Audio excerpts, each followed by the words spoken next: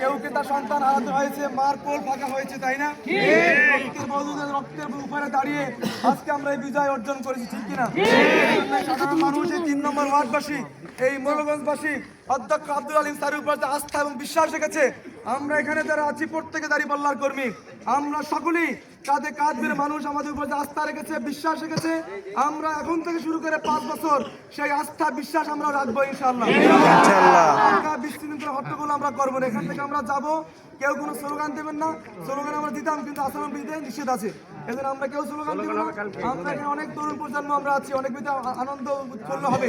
কেউ সাউটটাক করবেন না, সেনাবাহিনী মাঠে আছে, কেউ যদি করেন তার দায়ভার কিন্তু তার নিতে হবে।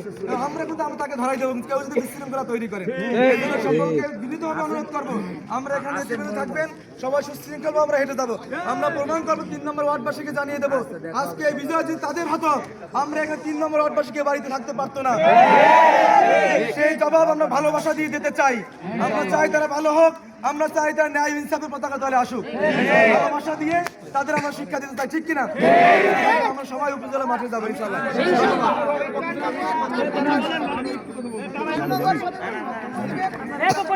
এই এলাকার মা বোনেরা আমাদেরকে যে ভালোবাসা, যে বিশ্বাসের দাম দিয়েছে, আজকে আমরা এই পদযাত্রায় তার সঠিক মূল্যায়ন করবো। যাওয়ার সময় বলতে না পারে যে এই বেয়াদবগুলোরে ভর্তিছি, এই উচ্ছৃঙ্খলাগুলোরে ভর্তিছি, এদেরকে যেন কেউ বলতে না পারে। তারা বলতে পারে যে আমরা যাদের প্রতি বিশ্বাস রাখছি তারা ভদ্র, মার্জিত এবং তারা কোনো রকম হট্টগোল করে না। তাই আমার যুবক ভাইদের মধ্যে একটাই অনুরোধ, কোন রকম ফাইট টক করা যাবে না। প্রতিপক্ষ আমাদেরকে উস্কানোর চেষ্টা করবে, আমরা কোনো উস্কাতে যাব না। ঠিক